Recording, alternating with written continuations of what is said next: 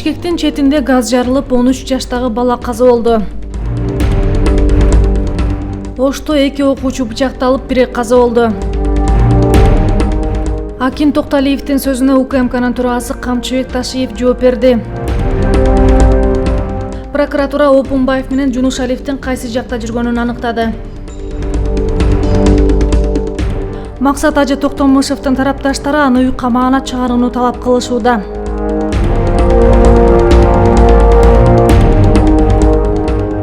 Максат Ажы Токтомушевдин тарапташтары аны үй камагына чыгарууну талап кылышууда.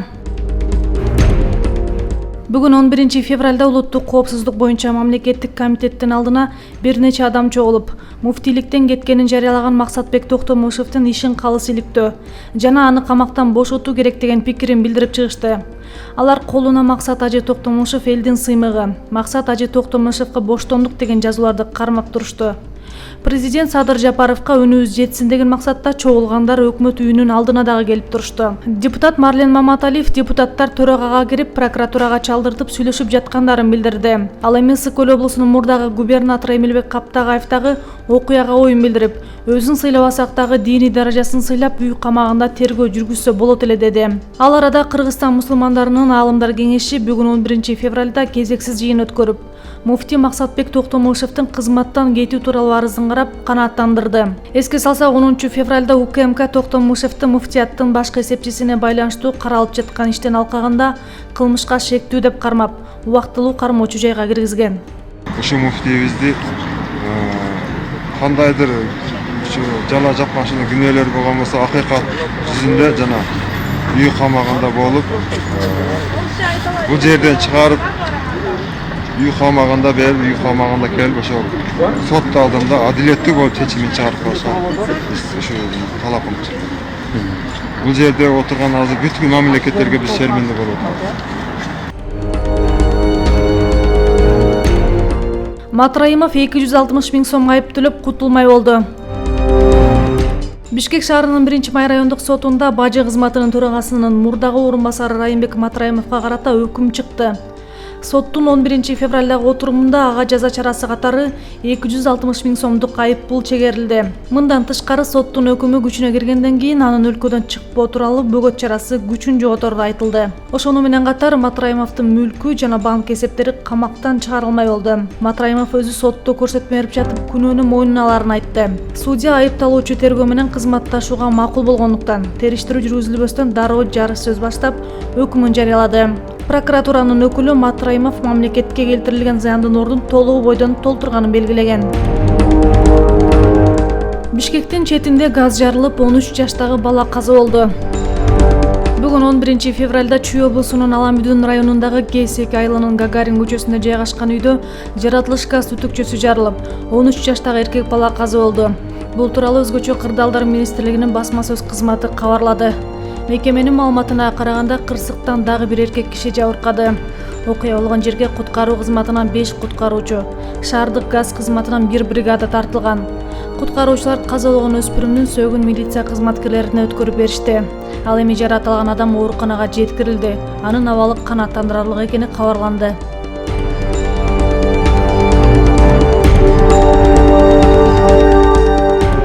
Ошто 2 окуучу бычакталып, бири каза болду. Ош шаарында бычактан жаракат алган 2 мектеп окуучусу ооруканага жаткырылып, алардын бири көз жумду.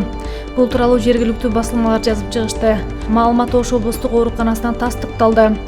Алдын ала маалыматтар боюнча мектеп гимназиясында мушташ болгон. Натыйжада бычактан жаракат алган 2 окуучу ооруканага жеткирилген. Ооруканадан 2004-жылы туулган 2 бала түшкөнүн кошумчалашты. Бир окуучу жаракатынан улам көз жумса, экинчи окуучуга операция жасалды. Учурда милиция кызматкерлери жеринде иштеп жатышат. Акин Токталиевдин сөзүнө УКМКнын төрагасы Камчыбек Ташиев жооп берди. Акин Токталиевдин ордуна келген адам менен мен эч качан көрүшкөн да сүйлөшкөн да эмесмин. Токталиев мени койдурду деп ойлоп жатат окшойт. Мен тетирисинче Токталиев менен Токтомушев калсын деп жүрөм. Билип билбей эле сүйлөй бербесин да. Ага өздөрүнүн кишилери ушундай мамиле кылып жатат. Менин эч кандай тиешем жок, деди Ташиев. Буга чейин Акин Токталиев мындайча билдирүү тараткан болчу. Азыр Максат Ажы эки тараптын муфтийлик үчүн болгон күрөшүнөн улам камалып отурат. Бир тарапта Жапаровдун Бурканов деген кеңешчисинин адамын, экинчи тарапта Камчыбек Ташиевдин адамын муфтийликке коюу аракетинен улам мындай башаламандык болуп жатат деген. Эртең Камчыбек Ташиевке оор операция жасалат. УКМКнын төрагасы Камчыбек Ташиевке эртең 12 февралда Бишкек убактысы боюнча саат 13:00 чамасында операция жасалары белгилүү болду. Эске салсак, ал 6 февраль күнү ден соолугуна байланыштуу оор операция жасатуу үчүн Германияга учуп кеткен. Ташиевдин жүрөк оорусу менен жабыркаары белгилүү. УКМК Дженгону кармаган сүрөттөрүн жарыялады. Маалыматка ылайык, бүгүн 11 февралда УКМК тарабынан уюшкан кылмыштуулукка каршы аракеттенүүнүн алкагында кылмыш иши боюнча Ош облусунда жана Ош шаарында издөөдө жүргөн Дженго кайманаты бар Кримтөбөл Кадыр Досонов кармалды. Козголгон кылмыш ишинин алкагында Досонов Кылмыш процессуалдык кодексинин 98-беренеси менен УКМКнын убактылуу кармоочу жайына киргизилди. Эскерте кетсек, буга чейин Кадыр Досоновдун турган жерин жана камакка алынгандыгын аныктоо боюнча перехват планы жарыяланган.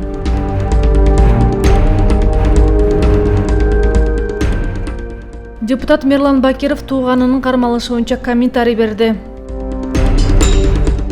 Ооба, ал менин тууганым, ал муниципалдык кызматтарда иштеген. Менин маалыматым боюнча бул иш анын Жашылдандыруу муниципалдык ишканасындагы көчөттөргө байланыштуу, деди депутат Мирлан Бакиров Төлөн Бакировдун кармалышы боюнча. Мирлан Бакировдун айтымында Төлөн Бакиров анын тууганы болот, бирок бир тууган эмес. Ал өз алдынча чоң эле адам, иликтөөнүн жыйынтыгында бардыгы ачыкка чыгат.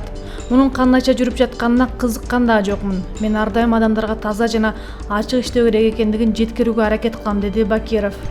Жалал Абад шаарынын Көрктөндүрүү жана Жашылдандыруу муниципалдык ишканасынын мурдагы жетекчиси, учурда Кыргыз жылуулук энерго мамлекеттик ишканасынын Кочкор Ата шаарындагы филиалынын директору Төлөн Бакиров кармалып, Жалал Абад облустук милициясынын убактылуу кармоочу жайына киргизилген.